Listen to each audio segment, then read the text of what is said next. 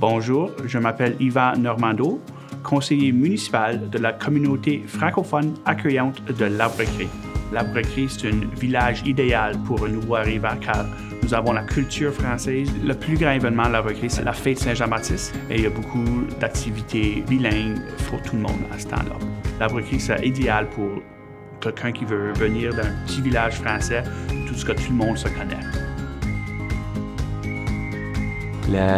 L'âge moyen ici à l'Arbre-Cré est très basse, 26 ans je pense, d'après le dernier recensement. Donc il y a ce... Je ne suis pas le seul de ma génération à revenir m'établir à l'Arbre-Cré au niveau de la qualité de vie. Il y a toujours accès à de l'emploi ici, que ce soit dans le secteur agricole, transport laitier, transport pour justement ces industries agricoles. Pour nous autres, comme famille, c'était aussi au niveau de scolarité en français.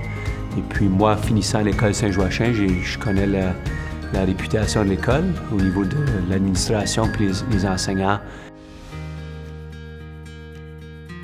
L'école Saint-Joachim, c'est une école de la maternelle à la 12e année. Nous avons environ 400 élèves ici. Je dirais pour une petite école, on offre plusieurs différents cours, surtout au secondaire. Par exemple, des cours de métier, des cours d'aliments-nutrition. On offre un cours d'entrepreneuriat. Une autre chose que je dirais qui est une force pour notre école, c'est les liens qu'on a avec la communauté. Alors, il y a un partage. C'est à cette école que je voulais que mes enfants fréquentent. On a non seulement des postes d'enseignants, mais aussi des postes d'auxiliaires. On a eu M. Che-Woo Park, qui vient de Corée du Sud. Je m'appelle Che-Woo Park. J'enseigne en 6e année ici à École Saint-Joachim, à l'Arbre-Cré, au Manitoba. Et je suis venu ici au Canada en 2017 pour faire mon baccalauréat en éducation. Pourquoi je resterai en Corée en parlant seulement une langue? Je voulais donner l'occasion à parler en français et en anglais pour mes enfants aussi. Alors, quand on finit notre formation en éducation, pas tellement difficile à trouver un poste. Donc, une fois qu'on est engagé, c'est vraiment, on doit être flexible pour apprendre de nouvelles choses.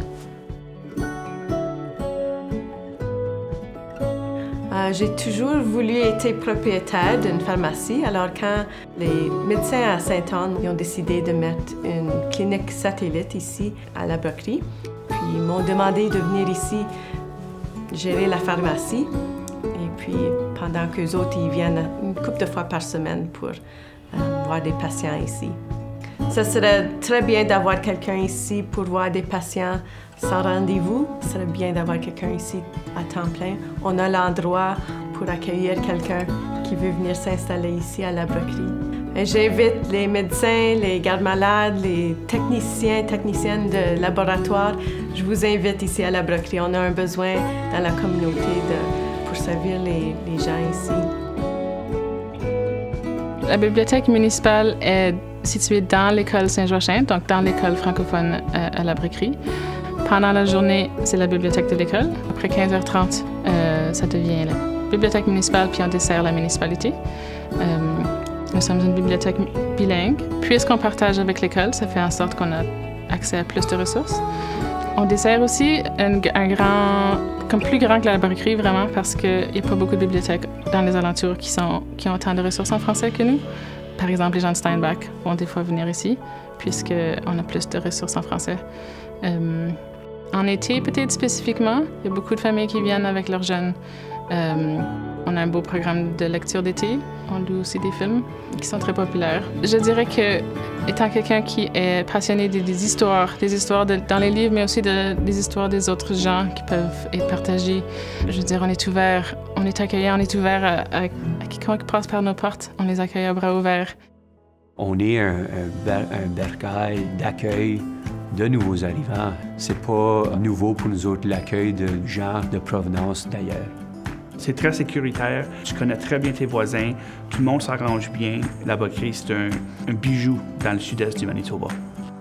La population augmente, je veux dire, les élèves qui viennent ici, leurs parents, parfois ils déménagent à l'Arbre-Cré pour que leurs enfants fréquentent une école francophone qui apporte plus de monde. Donc je pense que c'est super important pour la communauté.